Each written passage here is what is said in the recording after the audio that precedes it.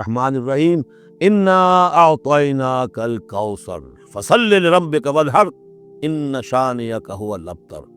اے نبی، ہم نے آپ کو خیر کثیر عطا کیا۔ اس خیر کثیر میں یوں تو یہ کہ حوض کوثر وہ بھی اسی میں شامل ہے، لیکن یہ کہ اس پر آپ کو 25-30 قول مل جائیں گے۔ قرآن سب سے بڑا خیر کثیر ہے، بہت بڑا خیر کثیر۔ حکمت، ومن یؤت الحکمت فقد اوتی خیرا کثیرا، جس کو حکمت اور دانائی دے دی گئی اس کو تو خیر کثیر دے دیا گیا۔ تو ہم نے آپ کو وہ سب کچھ عطا کر دیا ہے، اور بہتات کے ساتھ عطا کر دیا ہے، جو انسان کی انسانیت کے لیے، اس کے لیے یوں سمجھیے کہ ترہ امتیاز بن سکتا ہے۔ فصل لربک وانحر، پس اپنے رب کے لیے نماز پڑھا کیجئے اور نحر کیجئے، اونٹ قربان کیا کیجئے۔ یہ گویا کہ عید الاضحیٰ کا نقشہ آ گیا۔ فصل لربک، پہلے ہم نماز پڑھتے ہیں دوگانا عید الاضحیٰ، اور پھر جا کر ہم قربانی کرتے ہیں وانحر ان شانئک هو الابتر، یقیناً آپ کا دشمن ہی ہے کہ جو دم کٹا ہو جائے گا۔ اس کا پس منظر یہ ہے کہ جب حضور کے ایک صاحبزادے بچپنی میں فوت ہو گئے تو کچھ جو کفار تھے مکے کے، انہوں نے بڑی خوشیاں منائی کہ ایک ہی بیٹا تھا، باقی تو ان کی بیٹیاں ہیں۔ آپ کو معلوم ہے کہ 4 بیٹیاں تھیں حضور کی صلی اللہ علیہ وسلم، لیکن یہ کہ بیٹا جو تھا وہ ایک ہی تھا، وہ اللہ نے اٹھا لیا۔ تو بڑے خوشیاں منائی گئیں کہ یہ تو اب دم کٹا جیسے ہوتا ہے، جس کا کوئی پیچھے نام نہ رہ جائے۔ بیٹیوں سے تو نام چلتا نہیں، نام تو چلتا بیٹوں سے، تو اب ان کا تو کوئی تذکرہ ہی نہیں رہے گا۔ کوئی بات نہیں، جب تک یہ ہے آگے کوئی نام لینے والا نہیں۔ تو فرمایا کہ نہیں، ان کو تو کروڑوں بیٹے اللہ عطا کرے گا، کروڑوں اربوں بیٹے عطا کرے گا۔ ہاں اے نبی، آپ کا دشمن ضرور ہے کہ جس کا نام لیوا کوئی نہیں رہے گا۔ اس حیوان انسان کا وجود زمین سے، مٹی سے پیدا کی، مٹی سے، گارے سے، طین لازب سے، چپچپانے والے بھی گارے سے، وہ جس میں کہ بدبو پیدا ہو جائے، یہ ساری باتیں کہی گئی ہیں۔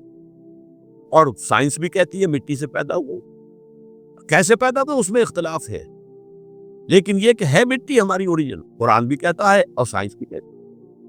اور ہمارے وجود کو جب وہ تھک جائے، مزمحل ہو جائے، اس کی انرجی کم ہو جائے، تو اس کے لیے جو غذا ہے، جو تقویت ہے، وہ بھی ساری زمین سے آ رہی ہے۔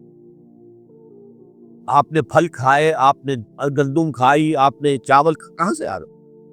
اچھا، بکری کا گوشت کھایا تو بکری کا گوشت کس چیز سے بنا ہے؟ اس نے گھاس کھائی ہے، اس نے پتے کھائے ہیں، وہیں سے تو بنا ہے۔ الٹیمیٹ سورس آپ کے وجود حیوانی کے لیے جو آ رہی ہے وہ زمین ہے۔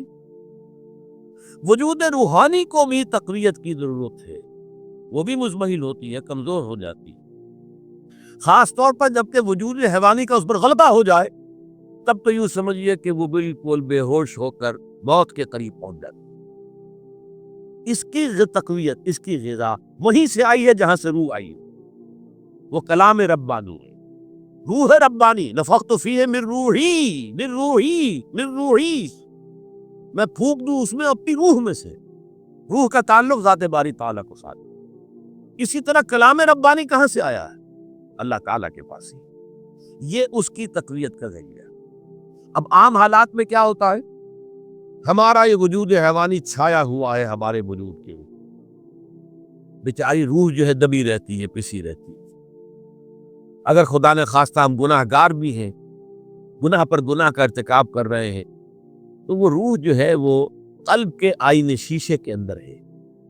فیہا مصباح، المصباح فی زجاجہ، الزجاجہ تو کانہا کوکب دری۔ قلب جو ہے شیشے کے مانند ہے جس کے اندر روح کا چراغ جل رہا ہے۔ اب اگر یہ اوپر جو شیشہ ہے اس پر دھواں آ گیا، لالٹین کی چمنی پر دھواں آ گیا، تو اب روشنی باہر تو نہیں آئے گی۔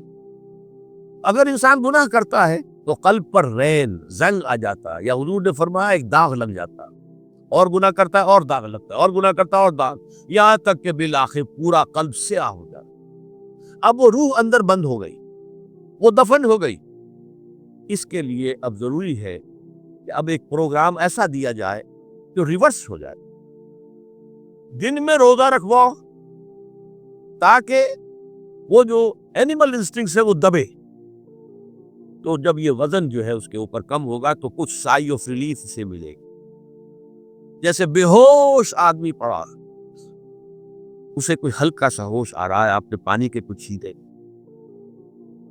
اس کے بعد آپ نے رات کو کھڑے ہو کر قرآن کے انوار کو اتارا، بارش برس رہی ہے روح انسانی کے اوپر، قلب روحانی، قلب انسانی کے اوپر، اس میں کہ وہ روح جو ہے وہ دفن۔ وہ زندہ ہوگی اثر نو، ہوش میں آئے گی، اور ہوش میں آئے گی تو دو کام ہوں گے۔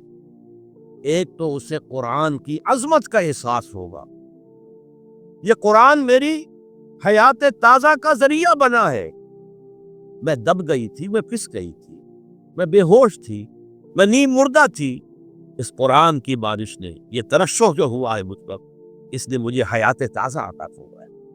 یہ جو قدر کا احساس ہوگا قرآن کا، لعلکم تشکرون، تاکہ تم قرآن کی عظمت سے واقف ہو۔ ایک انسان بھوک کی وجہ سے اس کا شوگر لیول اتنا گر گیا کہ بے ہوش پڑا ہوا، اب ظاہر بات ہے کہ آپ اسے کچھ پانی کے چھینٹے دیں گے تو کچھ ہوش میں آئے، پھر غذا دیں گے اب وہ پوری توانائی پر آئے گا، تو معلوم ہوگا اسے اس غذا کی کیا قدر و قیمت ہے۔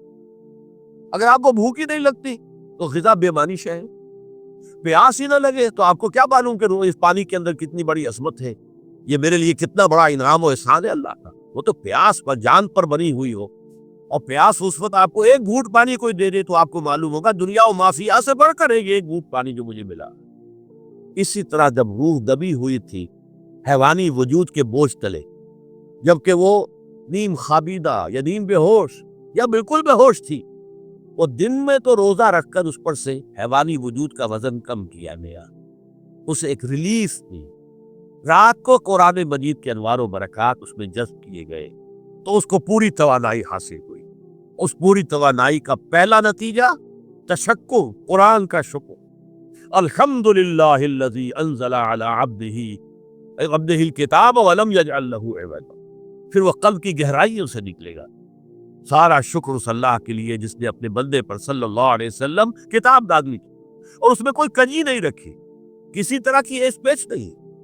یہ تبارک الذی نزل الفرقان علی عبدہ لیکون للعالمین نصیرا، بڑی بابرکت ہے وہ ذات جس نے اپنے بندے پر فرقان نازل فرمایا تاکہ وہ تمام جہان والوں کے لیے نذیر اور خبردار کرنے والا بن جائے۔ یہ قرآن کی عظمت کا احساس، اور ظاہر بات ہے جس قدر کسی نعمت کی قدر و قیمت کا احساس ہوگا اسی قدر تو آپ شکر ادا کریں گے۔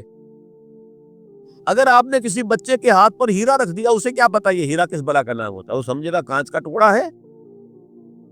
لیکن اگر کوئی واقعتاً کوئی جوہر شناس ہو، جوہری ہو، اس کو آپ ہیرا دے کے تو اسے معلوم ہے کہ مجھے کیا چیز دی گئی، اس کے اندر جو شکر پیدا ہوگا وہ اس بچے کے اندر تو نہیں پیدا ہو سکتا جسے معلوم ہی نہیں۔ تو قرآن مجید کی اصل عظمت سے انسان واقف کب ہوگا؟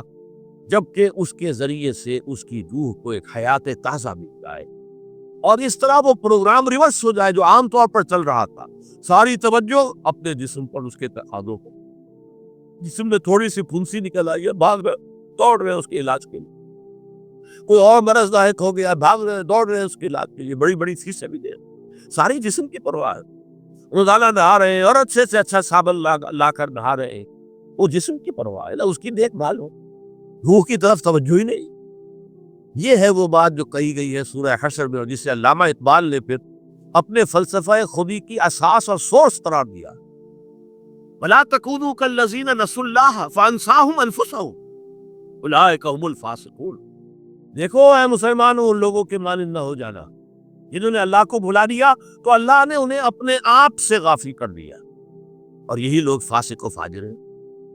یہ سوال پیدا ہوتا ہے کہ انسان اپنے آپ سے کہاں غافل ہوتا ہے؟ جہاں اپنے وجود حیوانی سے غافل ہوتا ہے؟